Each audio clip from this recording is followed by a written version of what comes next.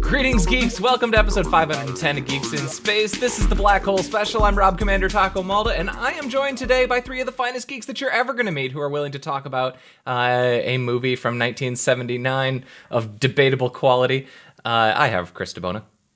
Hi, everybody. I'd like to point out that it is 76 AQI in Palo Alto. Nate Ostendorp. Manufactured in Houston. And Rob Roseboom. Hi. All right, so this movie's my fault. I chose this because I had never seen it, and I have regrets. Why do you have regrets? I will say, watching it as an adult, I hadn't watched it in years and years and years, and it wasn't my favorite as a kid, but it's a much different movie than I remember. Yeah. It's kind of dark. You know, it wasn't so different. The ending was way more disappointing as an adult, though. I don't know why that is. Because it's nothing? We'll talk about that. Because you've seen 2001 in between? Yeah. And all the other trippy ending movies. Yeah. Yeah. Oh, man. Okay, so I guess historically, this was Ron Miller, the son-in-law of Walt Disney. This was one of his babies. Yeah, he wanted Disney to be more adult. And so he did this. He did Escape from Witch Mountain. He did a couple of other, more ribald and risque movies. And this kind of ended his career because people are like, Ron, you're not really good at this. Right. It's like you saw Star Wars and you saw 2001 and said, let's take the crappiest parts of each of those movies and then make it stupid. But with some really good actors, like Robert Forster's a legend, and then he did this. I don't know, man. Yeah, this is just much more metaphysical than I remembered. I had forgotten that they try to get into sort of a spiritual sort of realm, and they kind of foreshadow it a couple times, but I don't know, I just kind of thought, that's just throwaway until the end. I'm like, wow, really interesting choice. But we'll get there. That's right. Rob, you had the 1 minute mark. Yeah, I found this theme to be a questionable choice for a sci-fi movie. For me, this is more like for a hallucinogenic nightmare, or maybe a movie about a hellish carnival where they serve you your feet deep fried on a stick or something like that, just not a sci-fi. Yeah. Kept replaying it and using it over and over. If there are two things that normal people know about 2001 and Star Wars, they know that it has good music.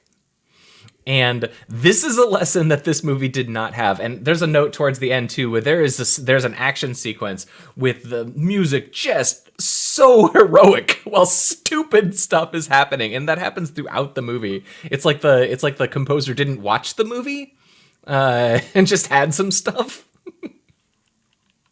Oh, this is rough, man. Yeah, it really is. All right. Chris.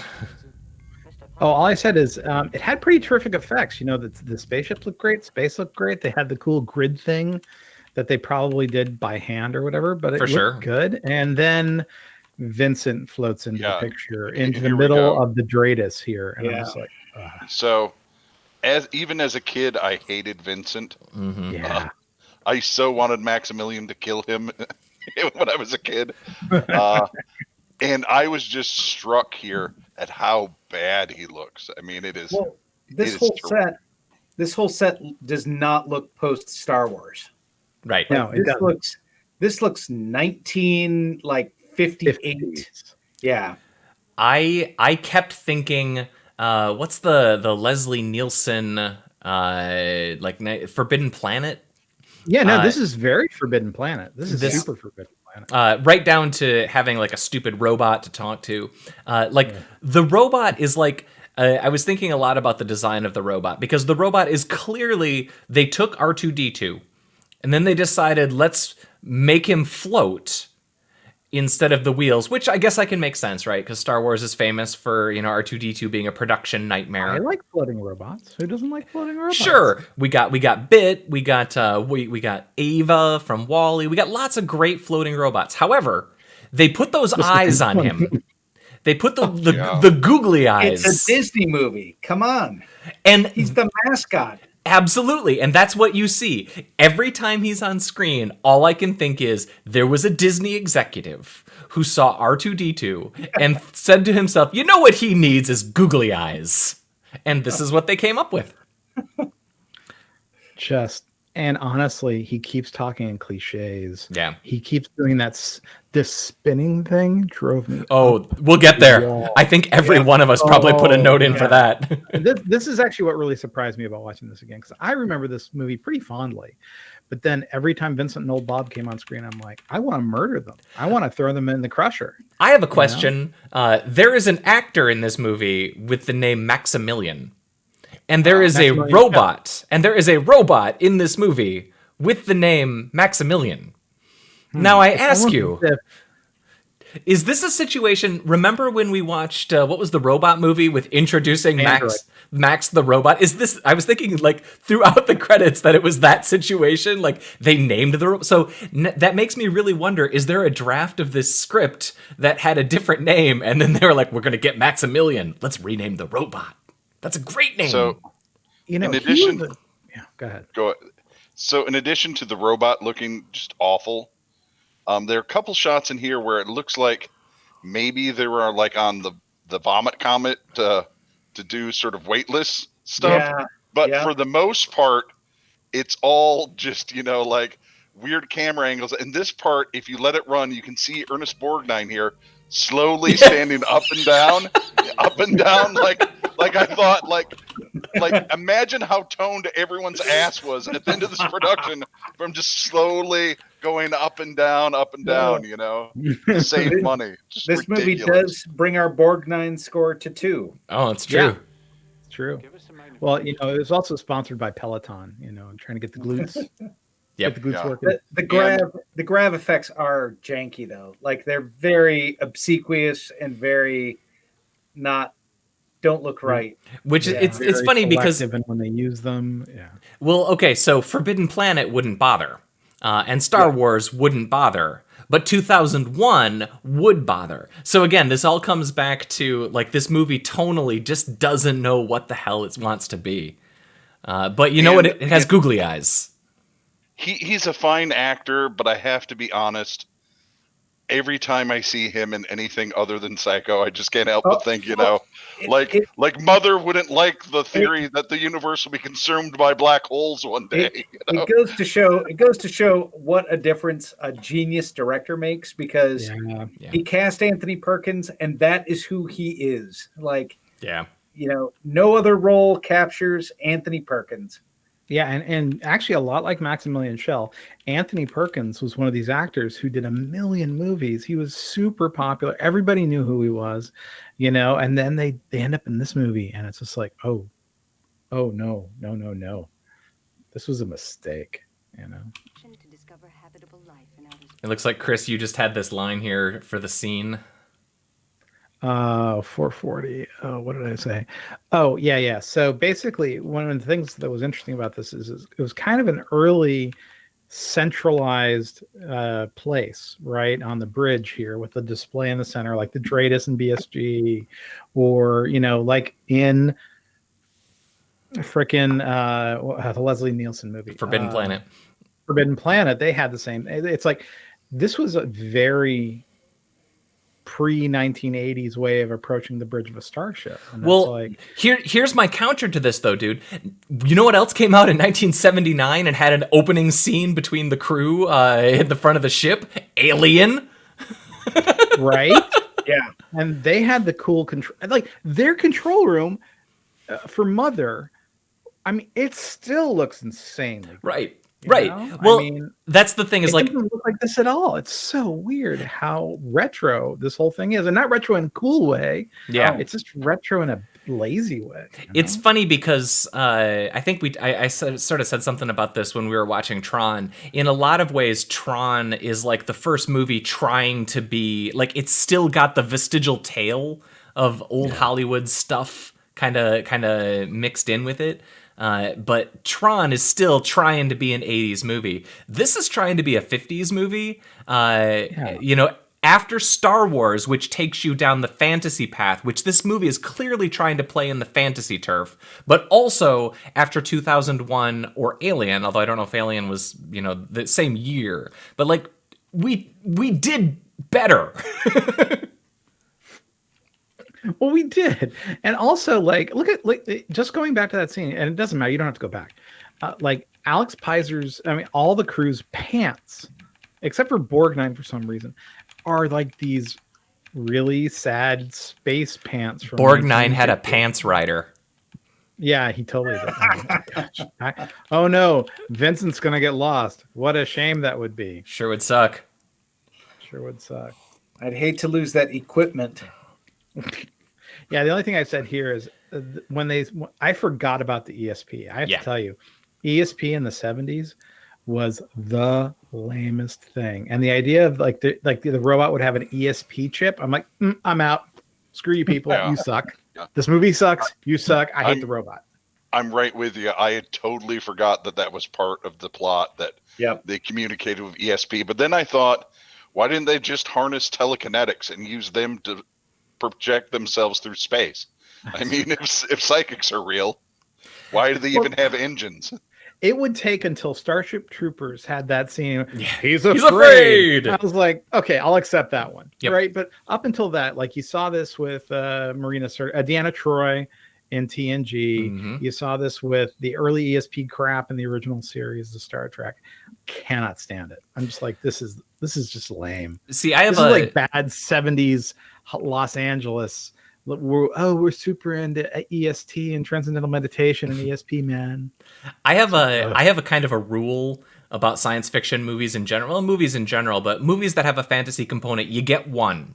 I will suspend any disbelief that you want me to suspend for the sake of your movie. And this movie, we got a spaceship, it's going around a black hole, like we're presupposing space travel, all of that. Sure, it's like a Jules Verne kind of version of it, but I will suspend all of that. But then you want to go ahead and just throw in the ESP. You already had your one. You got to justify number two, and they do not. Oh, this movie, man. I still like the movie. I should point out, I'm coming down on it, but I still had good feelings for it most of the time. I felt differently. This is a great looking spaceship. I got to tell you. Sure. Yeah, no. This is a fantastic looks like a Victorian spaceship. greenhouse. And it's enormous, right? I mean, the level, and so sturdy. And Vincent! The amount of... yeah, but I mean, what a spaceship. It looks like the Javits Center, at night. It does. I mean, it's great. It's got a bit of a Jules Verne vibe to it, like a 20,000 Leagues Under the Sea kind of vibe, which I kind of dig.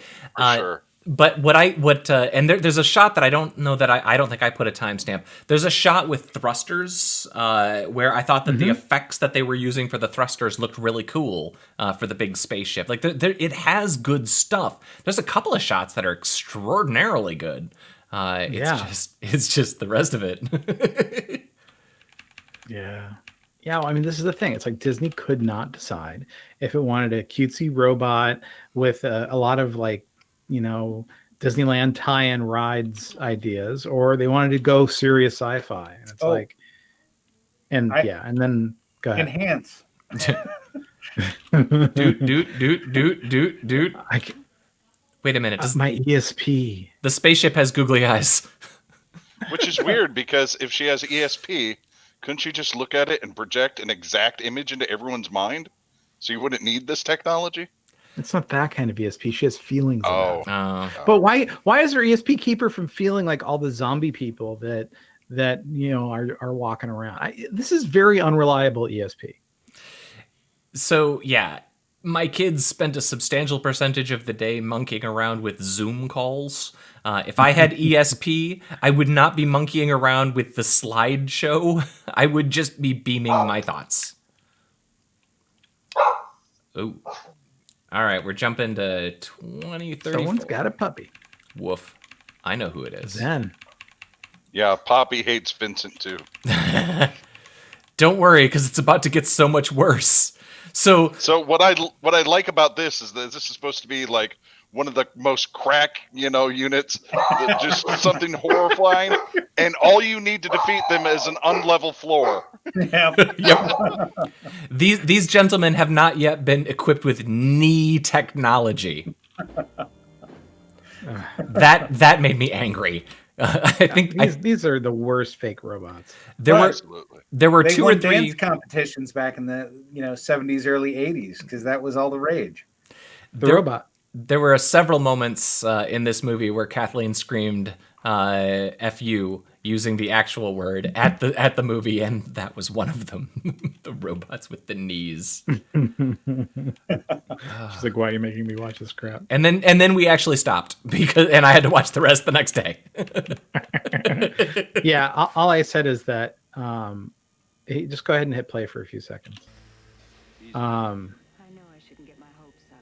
Well, I just thought this ride was very Epcot. So if you look at the entrance to the Contemporary, it's this really futuristic monorail ride into Disneyland and in Disney World, and it's kind of amazing, right? There's a shot later. I just felt like they were ready to change this. There's a shot later which we'll get there that I want to talk about Space Mountain. Yeah. No, there's a lot of Space Mountain on those too. All right, So at 2313 here, Ernest Borgnine goes off on another rant about how they're wasting taxpayer money. And it's like the third time he brings it up in this movie. Like the whole thing is just a cautionary tale of excess space spending or something. It's just, this place is out of control. Government spending. Yeah. Space Force. Cathedral. Well, and this is the force field controller from the Death Star, right? Totally. Yep. Except that they didn't bother making a cool matte painting. It looks to me like they just took somebody's old window blinds and just like stretched them out. Yeah. Let's see. So this is, well, first of all, Maximilian, one of my favorite characters as a child. Yeah, I wasn't completely disappointed. So seeing him again, he was fine. As far as 70s robots, he's fine. He's but right after this, good old Doc Reinhardt goes on this like rant about how the lady has the same eyes as her father. It just obviously has a touch of the space madness, like you're waiting for him to talk about his ice cream bar or something, It's just freaking crazy. They took the cherries. They took the cherries out of the galley. They took my ice cream bar. People always trying to take it from me. I thought that so seeing Maximilian, those dudes are doing Hitler salutes in the background. Oh, that's super dark. They are. No, they're not. They're facing the other direction, I think. But it looks in silhouette like they are doing Hitler salutes. I thought that this looked so Battlestar Galactica that if his eye would have started blinking back and forth, that I would have been like, okay, I get this now. Like you've now placed all of your inspirational source material cards face up on the table. Let's play poker. I can see you have nothing. Sure. By your command. By your command. Under his eye. All right. Oh boy. Oh, the only thing I want to say is if you actually listen to this, yes, like the sound effects in this show. Let's see if we got one. Are the same sound effects from? Yeah, go ahead. Oh, I think you were late. Well, all the door, the psst, psst, psst. Yeah, I mean, there's just tons of sound effects from other movies, and from movies that would come after it. It's like it's the Disney sound bank, it's sort of like the old BBC sound bank, where you can hear those things totally every show, yeah. Yeah, God, and such bad. Ben Burt's pretty mad. He spent a lot of time collecting animal sounds and make original sound effects for Star Wars, and then to hear them all ripped off. And now Maximilian's upside down. Get it? Everybody can go upside down. Oh, I hate this part. I just wanted to say how much I hated the upside down thing. I'm like, yay, they can go upside down. Ugh, barf. Yeah, but you know what's coming up. The moment where I knew. Up until this moment, I still had some sense of belief that this movie might not be horrible. And then this happens. Come on, you don't like old Bob? Come on. He's got funny wires, but a robot. He's zany. I was referring to him as Frittata Vincent. Well, he's got the wires. Have any of you watched the show Big Mouth on Netflix? Yep. No, is it good? Yeah. Yeah. So this is for sure the old hormone monster, right? Yeah. I mean, that's what he's based on. That's what I think when I see old Bob. I think you're right. I do like that he's voiced by Slim Pickens. Like that. Right. That is just Yep. Hee-haw. Like. Oh, where are we at? Oh, okay. So there was a comic book called Nexus. You might remember it. And there was a episode, an issue where Nexus he would go around killing off mass murderers. He was setting the scales of justice in the galaxy. Anyway, so one of the people he was supposed to kill was a guy who was basically dropping a turbine into a black hole to take energy from it, but it was going to lead to the destruction of the surrounding solar systems. So Nexus was sent in to destroy the facility and kill the guy. So I thought, wow, I wonder if Nexus was inspired by or vice versa. That's all. This is the point of the movie where Ernest Borgnine became my favorite character now, because I'd forgotten how he's, nature's ninja. I forgot about the stealth of Borgnine. That he that magnificent beast right there somehow slipped away from everyone else. And now he's up to his dirty business. Yeah. What a wonderful guy. It's kind of amazing. He's going on a side quest. Gonna have some hijinks. Right. Just like they don't even see me. Yep, briskly walking in the direction away from people. They won't notice. So this is when I knew this is all bullshit, because not in any of those dorms was there a poster of Einstein, the Three Stooges, or John Belushi wearing a sweater that said college. I don't care how far in the future you are. One of those three posters is going to be in a dorm room for sure. Yeah, guaranteed. Oh, so the thing for me, do you remember the scene at the end of The Last Starfighter where Robert Preston takes his mask off and there he is, he's okay. And I was like, these are the same masks. It's like, Robert Preston, I'm okay. It's like, wrong movie. Yeah. I actually was kind of wondering when I saw these how they did this, because this is a three-dimensional reflective sphere, and where's the camera?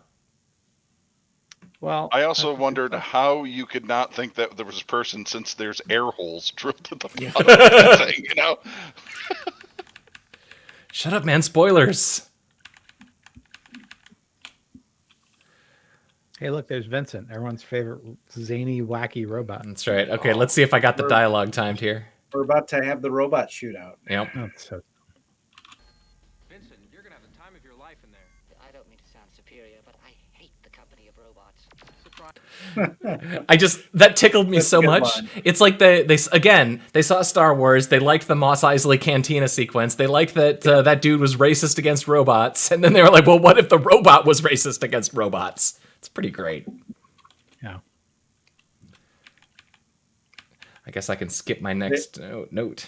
Oh no, wait, Nate's got one. Chris has one. Oh, I think that I felt that old Bob is like the South Park version of Vincent. He's got like that same eye shape as like the South Park kids do. And I picture him like being way more racist and sweary, Anyway. I like. And You had a thing, Rob. Oh, yeah. Well, did Rob? Well, what I really like, and I made a note of this later, but we might as well just do this now. I like that, again, everything in this movie has to take another movie and then like do it more. So we don't just have laser guns with one laser. Our laser guns will shoot 2 lasers, which makes them, of course, double good. For sure. This whole scene. And he's like shooting at the ceiling. He's not shooting at the target. Right. And this scene goes on so long. And Bob gets to recall when he was abused by the other robot. Yeah. And you feel kind of bad for Bob that like, this wasn't natural sort of wear and tear, but that, he's being like sort of purposefully, destroyed slowly. And this whole scene is very Captain Nemo to me. Like, totally. The whole setup is chandelier. Yeah. My guests, my friends. Think of the taxpayer money that they wasted putting those chandeliers into orbit. See how pissed Ernest looks right there? See how disgusted he is? That is an enraged taxpayer. That is Republican rage. Oh, wait, no. This is a military vessel? Never mind. This is fine. This is fine. Well, what kills me about this, I mean, these windows are not cheap. It's like they have so many windows on this ship. No, transparent aluminum. It's transparent aluminum. Yeah. Thank you. But yeah, no, the thing is, he's describing how the black hole is a place you can go through. And I'm like, that's, we never thought black holes were that. They do use the phrase Einstein-Rosen bridge, which I was like, for 1979, that seems like that's an ask for an audience. Well, I mean, they didn't want to use wormholes, I guess, because no one was used to that yet. Right, and tachyons wouldn't be invented until like later Star Trek, when we needed every episode to be resolved with tachyons. Yeah, exactly. There's a bug in here. You should fight it. You can beat it. Oh my god. And toast. That's gross. So you know what makes Darth Vader cool? There's a lot of things that make Darth Vader cool, but very high on the list is the big cape. If you take off the big cape, Darth Vader looks like this. And this is stupid. I also like that they just are they have little dots. God, I don't even. Worst game ever. Keep going. Jesus Christ. And it's so long. They spend so much time in this Rudy Tooty thing. Yeah, so Biosanitation Battalion, and that's how I got the name Bob. And I'm like, but that spells BSB. Yep. So I'm just like, nothing about this bot works for me. Couldn't they have come up with something else like Bio-Origination Battalion or Bio-Objectification Bot? It's almost as if Bob was lying the whole time. I think Bob was the one who zombified all those people. Yeah, he's really a human himself. He just very round. This is when Borgnine solidified it for me, because they're all like, what are we going to do? And Borgnine is just like, let's take the son of a bitch. Yep. I've got 5,000 XP to level. If we get this back to Earth, that's worth 5,000 alone, let alone if we kill him and everyone in here. Look at how happy he is. Yeah, but that is a dude ready for battle. But this is also the sequence where they basically spell out that that these are humans stuck in robot shells, and that's really friggin' dark for 1979 Disney, man. Yeah.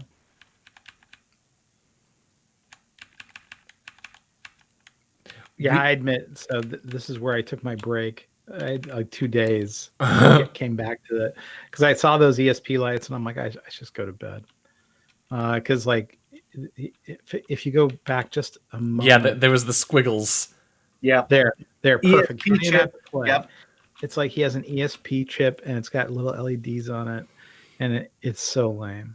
I'm just like, stop. Just don't. Yeah. All right. Woof. I think I had a longer one that I wanted to let run here. Oh. I mean, she's got the tinfoil hat on and everything. Yeah. mean, yeah. I just like that dramatic moment where you're in trouble, right? You're having lasers shot at your brain, and the door opens, and there's this fog, and the man comes because you're a woman, and it's 1979, and the only thing that can save you is a man with 2 laser guns, and he is here with Bob and Vincent. You're like, I'm safe. And she's in like the weird mylarized latex bodysuit thing. Yeah, you've got to be fully prepared for your lobotomy. Yep. Yeah. It looks like we. Yeah. Go ahead. Oh, I'm gonna just run this again because it just makes me so happy. It's so funny. We're saved. Did we skip one? So yeah, we did, but it was just the death of Tony Perkins. No, we don't care about that. Yeah. Oh my God. But it was he had his papers and they got shredded first by Maximilian, which I thought was great.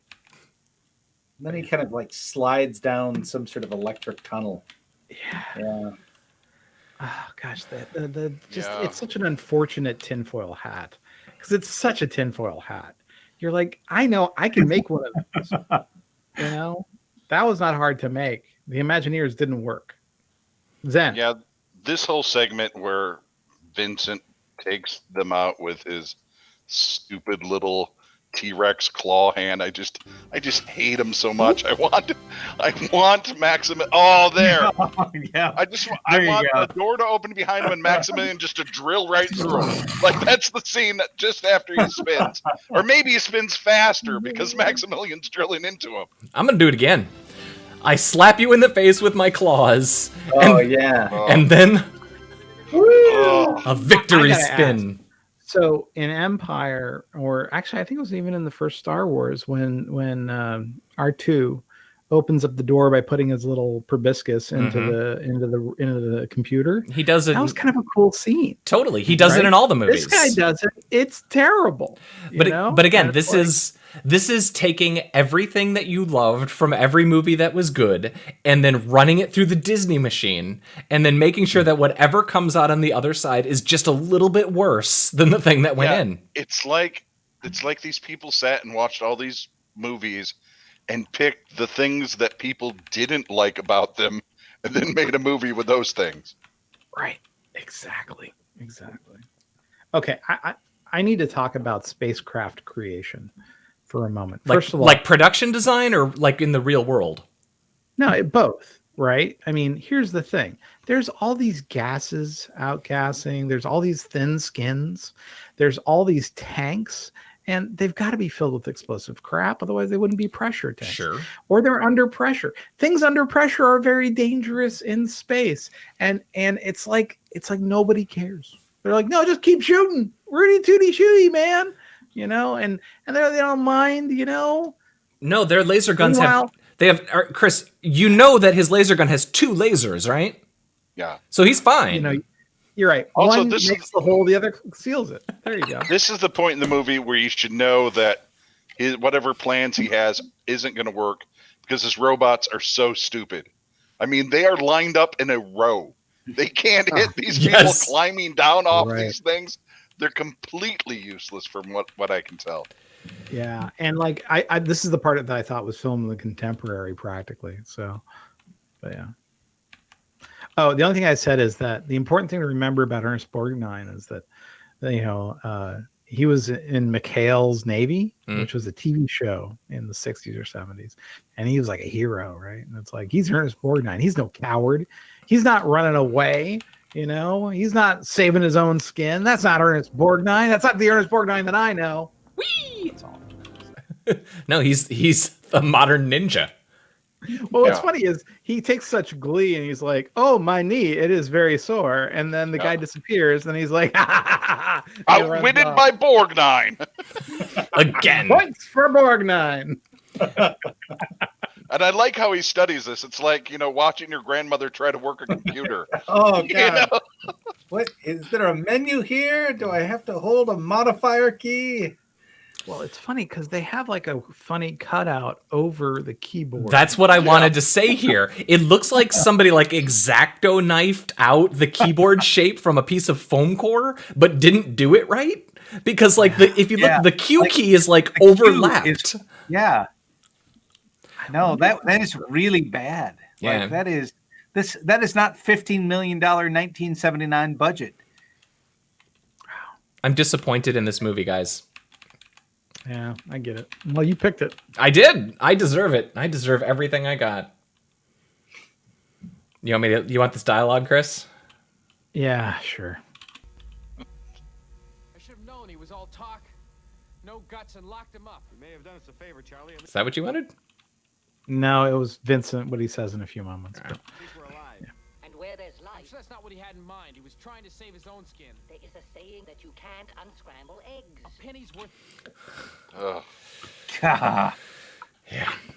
I just want to So the thing I said is that this is a very durable spaceship. It's like it's hit all over the place by these incoming glowy rock things, right?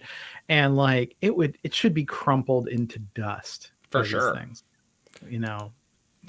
This is the shot for me that I felt like somebody did this shot like as a promo thing for Space Mountain.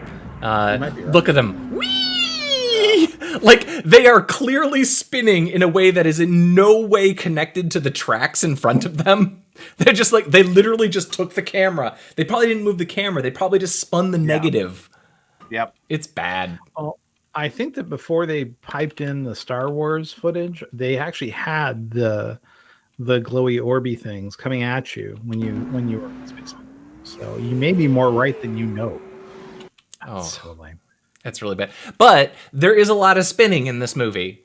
And it's nice that the humans get to spend some time doing their little victory twirl too, right? I mean, it's not just for Vincent and Bob. Yeah, it's true. All right. So, you and I, well, wait a second. You skipped something. Did I? Yeah, 1:15:34. I thought that's right. Just where? Let's jump back. 15:34. Bam. Right here. Oh, this shot is awesome. Right. Yep, this is an incredible shot. This is before Indiana Jones did it. I mean, this is worth the price of admission. I remember just thinking, whoa, that thing should be exploding, the ship. And there's no way that they would be able to survive this even, you know. There's no surviving this. When I saw that you had marked this, I was pleased because like that shot to me with them running across the bridge is the single best shot in this movie with the robots floating and the people like that's cool. And that's cool, well executed. No one's twirling or saying dumb cliches. It's great. Yeah, I mean that's convincing and that's just good. That's good cinematography right there. I hope that's whoever good filmmaking. I hope whoever did that shot got a little bonus from Ron Miller. Yeah. I doubt it. We should keep up making up new. Yeah, good old Ron Silver should have taken care of that guy.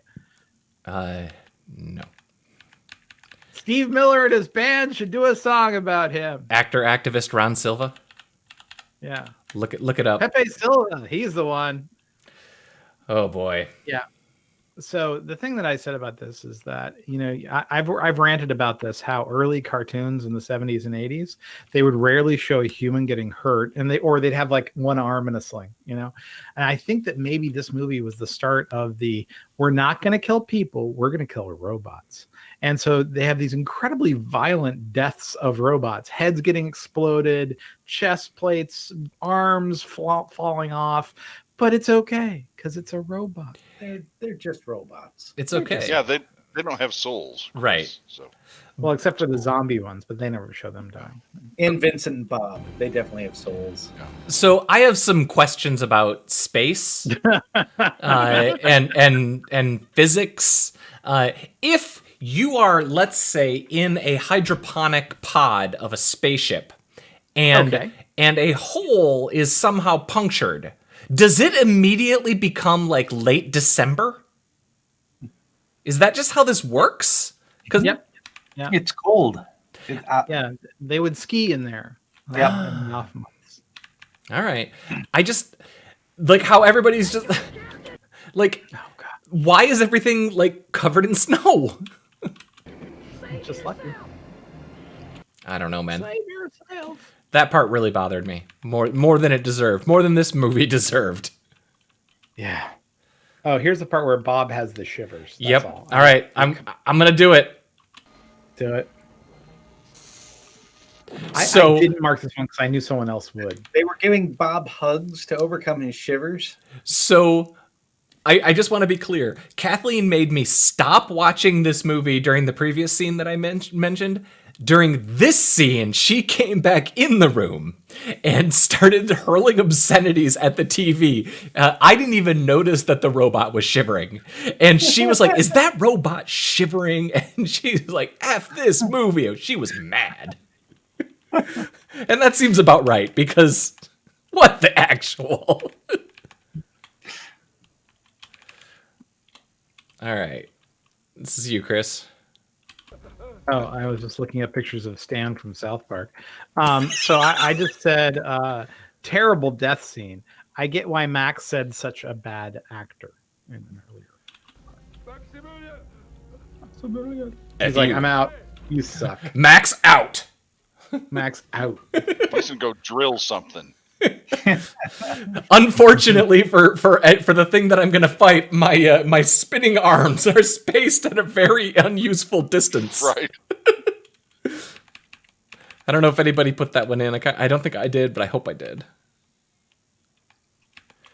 Okay. I don't at 122:43. Just hit play. Oh, right. So go back like 10 seconds. There's this part where his helmet goes up higher than his head. Yeah. And I remember being 9 years old or whatever when I saw this and just thinking, this is stupid. Why would he expose his brain cavity during a fight? It doesn't make sense. That was the shot right like there, right? He's like, this is a maintenance function. It just looked dumb. And I'm like, I hated this. He just wanted to show you his cool hat. Mm-hmm. It doesn't matter. I don't need what he's trying to show, that he's taller than the guy. You can both fly. It doesn't matter how tall you are. And it's just so dumb. Max deserved a better death. Let's be for sure. Oh no. So I like this. This to me, I would have loved it if they would shut the door and then old Bob gets up, goes down the other way, and it's just a Kaiser Soze thing. You know, he pilots the ship to the black hole, gets rid of everyone. He's been Bob running the show the whole time. Yeah. And he goes, Borgnine. That would have been an awesome movie. Yep, comes back, Borgnine comes out with him, and they're like, all right, let's go, buddy. Uncrosses his eyes. We've got the ship, now we're heading back home. But no, that's not what we got. No, we sure didn't. We got a lot more. A Dante's Inferno. Yeah. It was about as good as that movie. Yeah, and this is the part where the acid starts to kick in again. Woo! Oh, it's so dumb. I don't know if what's going on. I don't like this ride anymore. I don't know if my microphone is sending a stereo signal to you guys, but the stereo effect of it swirling around is so bad. Yeah, but we watched it too, so we know what you mean. Oh, well, but Jake and Elon, man. I had a note at the next minute, but like the music through all of this is just...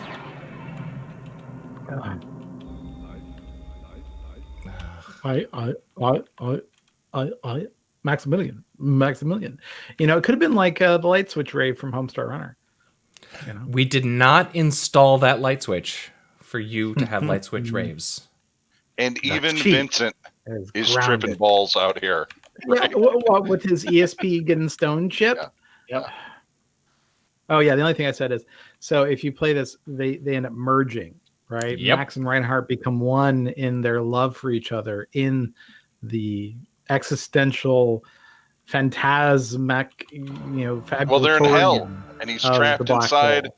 He's trapped inside the body of Maximilian, wearing it like but armor. They're on Klingon. They're not in hell. They're on Klingon. This is like the same peak from Klingon in the terrible Star Wars.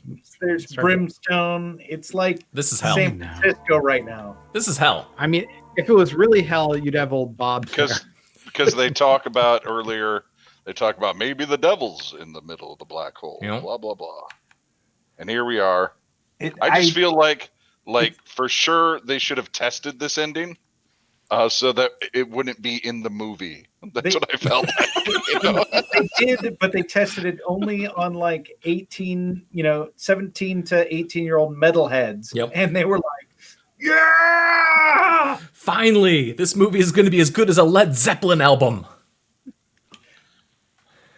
Yeah, this is rough, man. This is hell, man. Oh, but then... Now it's heaven. We're in paradise. That's so dumb. Oh, but look. Angels. Guys, this is not a good movie. This is not a good movie. No, I mean, sort of the core story is pretty cool, I think. It is very 20,000 Leagues Under the Sea, but in space. The idea of sort of a rogue scientist doing all this weird shit. I mean, that's kind of cool. It's kind of cool that they sort of run into him by accident. It's kind of a neat story. It's just all the specifics of it are horrible. Yeah. And it's another one of these movies where between the actors, the budget, the everything, it doesn't work though. It comes undone because of just terrible, frankly, writing, Bad choices, really. And some very bad choices. Like Roddy McDowall and Slim Pickens. How do you screw them up? Oh, you'll have Roddy McDowall only speak in cliches and Slim Pickens be a sad, dilapidated robot with sad eyes. Yeah. You know what's weird, though? I had this memory from this movie that old Bob, leaks oil and drops parts all the time. Like he's crapping himself. And I kept waiting for that to happen, and it never did. I thought, what a weird thing to have in my memory. Sinister. Yeah. So Bob drips oil all the time. I just wanted to end here by noting, at the end of 2001 where they show the planets aligning and all the eclipses and everything, and how if you watch that movie at the right point in your life, that it's almost a spiritual moment, at how beautiful film can be and how just powerful this weird story was, and the power of film. For them to rip that off and do this stupid eclipse at the end of this movie, my note here, you can't do that. That's not right. That's like putting if they would have put a robot in here named Sal, who told me, I can't do that, Fred. There's a lightsaber fight after this that got cut, I think, is the deal. Well, but they all had two lightsabers. But they pointed out lightsabers, one... They were all Darth Maul lightsabers, but U-shaped Darth Maul lightsabers. Because, like that one deployable one that they didn't use in the last Skywalker. Guys, this movie bummed me out. It was a hard one to get through. I'll say the sequence with the glowing red ball and the robots running by, very cool. There's we didn't get the thrusters, but there's some really cool visual effects. It's relatively, for the era, it was an expensive movie, but it's not effects laden. And I remember Maximilian being much more scary when I was a kid. He was pretty cool though. He's still pretty cool. He wasn't as scary as I remember, but he's still pretty cool, I thought. Yep. Yeah. He's the real MVP. So the other movie that I mentioned last time was Inner Space, and I watched it. So I watched this and Inner Space, filling in two of my big holes. I have a couple of other big sci-fi holes that might come black up. Holes? Nope, no black holes. But I have one other sci-fi hole that will maybe take on my next turn. But I gotta say, I chose wrong with that, because Inner Space is actually a charming, fun little movie. Inner Space is fun. Yeah. And this hurt. But it was a hole in my science fiction film background. It's making me very uncomfortable. It's a movie called The Black Hole. Deal. Are there two holes, Rob? Are there two holes? One in my heart. So anyway, thanks for watching this with me. It's the only way that it was tolerable. Wow. And we were enthused. I was enthused. I can't speak for Nate and Rob, but I was enthusiastic to watch this again. And and then it was kind of didn't work out. Not like I for sure like Star Wars better than this as a kid. I remember this not being one of my favorite movies, but I hadn't seen it in so long. I was like, Maximilian's kind of cool. I had an audio recording on record, I think. Me too. Yep. I had also the book. I listened to it. I read the book. The novelization. The novelization was by Alan Dean Foster. Yep, I absolutely turned the page when I heard the noise. Bling. Yeah. Alan Dean Foster, he wrote the Star Wars novelization, which if you ever have the opportunity to read, what is it, Splinter of the Mind's Eye? That is a train wreck of a book. And if you ever want to doubt George Lucas's all-knowing plan for Star Wars, read that book. You're like, you were making it up as you went, and Alan Dean Foster helped you. Yeah. All right, whose turn is it next? It's Chris's. Mine. And so I was thinking, because you said inner space, and that made me think of Dreamscape, which was, I always sort of put them in the same category. I think they were near each other on the shelf in the video store. But I really think that the right choice is The Dead Zone, which is a Stephen King book that was adapted. Christopher Walken and Amy. Not Amy Adams. So just follow up the Cronenberg. Martin Sheen. We have another Martin Sheen. And it's Cronenberg, and it's good, man. I remember it as being good. We'll see if it's actually good. There's one of my favorite suicide scenes ever in a movie in this movie coming up. Yep. It's really good. Really good. And it's got Tom Skerritt in it. I mean, it's got everybody, man. It's really good. All right. And also, it reads so importantly on the current political situation, right? I mean, was there ever a more... what was the name of the politician? Was there ever a more Greg Stilson president than Donald Trump? I mean, just craven and pathetic. Anyway, we don't need to get too political. We'll get there next week, man. Yeah, right. So I'm looking forward to it. I've never seen Brooke Adams. I mean, Brooke Adams. You know what? I have to have seen this. It is a very good adaptation of the Stephen King book. It's one of the best ones. So plus it has one of the other attributes of 80s movies that I like. It's an hour 43. None of this. It's great. The less than 2 hour movies. These are wonderful. I love the 90 minutes. Yeah, you can get through it fast. It's already on Plex. It's just sweet. Hey, let's say goodbye to each other. Chris DeBona. Goodbye, each other. Nate Ostendorp. Fare thee well. Rob Roseboom. Goodbye, everybody. All right. I'm Rob Commander Taco Malda. This has been episode 510 of Geeks in Space, The Black Hole. Next week is The Dead Zone. You heard it here first. We'll see you then. Tomorrow, the news.